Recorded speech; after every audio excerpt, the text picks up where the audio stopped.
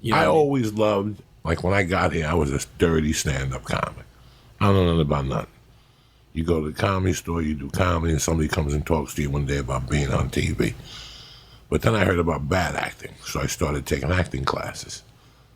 And it was so weird that I took you take the basic one, like Frank Megna off of Gardner across from Toy. Yeah. Behind Toy, there's a little actor studio. He was on Monday nights, but he hated stand-ups. He liked me, but he didn't like stand-ups in his acting class because he says we were a little too wild for him. So I went over to Ivana Chubbuck. I don't know what the fuck she teaches over there, but she had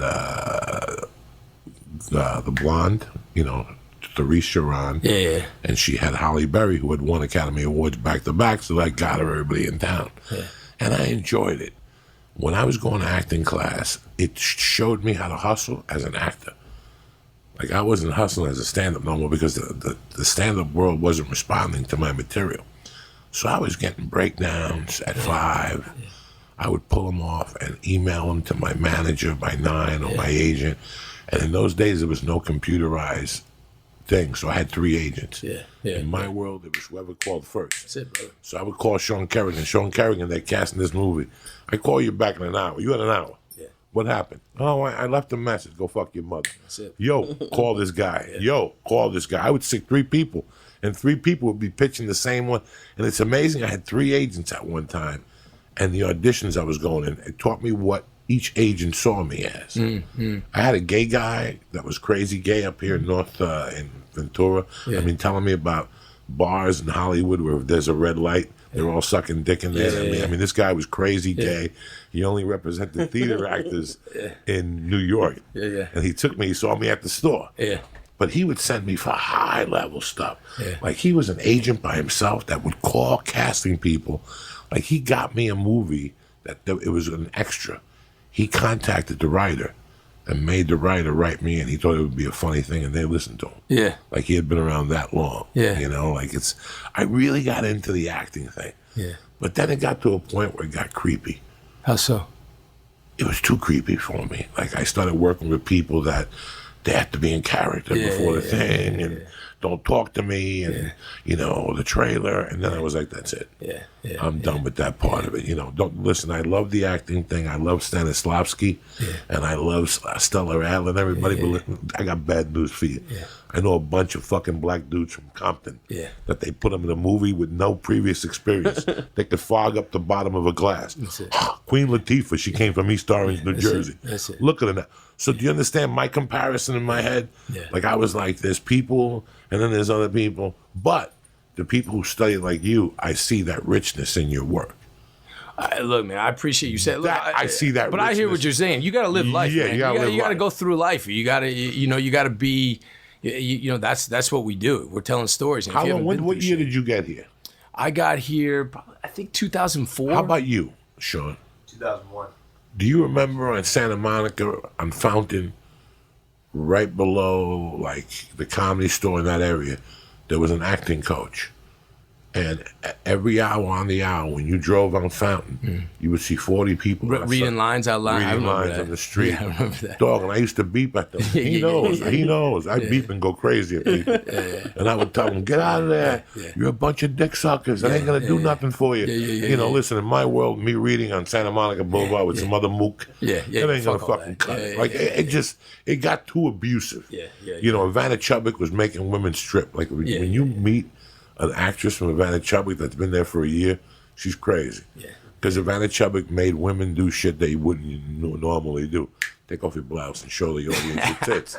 And they would crack, dog. They would crack. But motherfuckers, I mean, you want to dream. You want to dream, pay that's fucking it. money for it. And that's the problem I've really found. I never did like acting classes out here, but look, versus Russia, here to be an acting teacher, so many people are doing it because it didn't work out for them, or because they're validating their own sort of thing. Like they're staying in the world by taking other people's money and showing you how to do it. But you didn't fucking do it. So how are you showing, what do you really have to offer? And don't get me wrong, I think there's great coaches.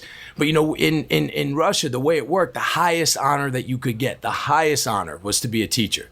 So if my teachers were the biggest and most respected actors of stage and screen. Those were the teachers over there. Who was one of the greatest NBA teams? in the last 20 years? Who had one of the greatest I mean, the dynasties? Bulls. Yeah, The Bulls. Let's talk about the yeah, Bulls. Who yeah. coached the Bulls? Phil Jackson. Did you ever see Phil Jackson play basketball? He played. You wanted to stick a stab through your heart. He was the sixth man. Yeah, yeah. And he had no meat on his bones. Yeah. And I was in the 8th grade, and me and Whitey O'Donnell were gambling addicts. Yeah. So we would split 5 times. That's $12.50 a piece, 15 if you lose. Yeah. And let me tell you something. Whenever they put Phil Jackson, we just hang up on each other. Like we were kids, and we watched the fucking whole game on the phone. Like, and we were like, come on, they're gonna cover the spread. Yeah. And all of a sudden, hold on, substitute Phil Jackson. Fuck! And you would hang up the phone because he'd always blow it. He was the best sixth man in the league, but he had no bones to him. Yeah. Just because you're not a good player doesn't mean I believe that. And there's a lot of things about me that I've seen it. I've seen guys that are not great comedians, but when you talk to them, they have great comedy knowledge, and you'll learn something. They just didn't know how to express it. Sure. Phil Jackson, every time they put him in, I just hung up on Whitey. Whitey, go fuck your mother. You cocksucker making me bet the Knicks. You fuck. I thought he was hurt. You know what I'm saying? I thought he was hurt. Jesus Christ. But look what he went on to do with 2 teams. Didn't he came out to the Lakers for a while or something? So that, I didn't mind that. There was one particular guy in town, and I don't want to give him out. He taught me for like 6 months, and then he booked the Cold Case. It was the worst episode of Cold Case they ever made. Like, he kept calling me, when are you coming back? Never. And I just hung up the phone. Like, I had the craziest acting teachers. I had a gay guy that had the HIV, and he would coach me for $20 a coach. He was the best coach ever. Wow. He started getting me callbacks.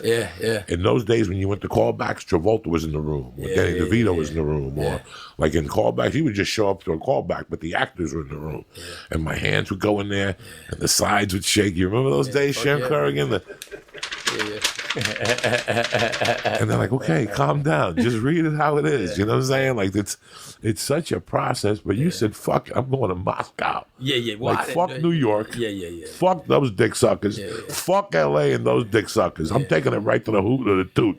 That's like going to Muay Thailand. That's like going to Thailand and following that perverted coach into the cave.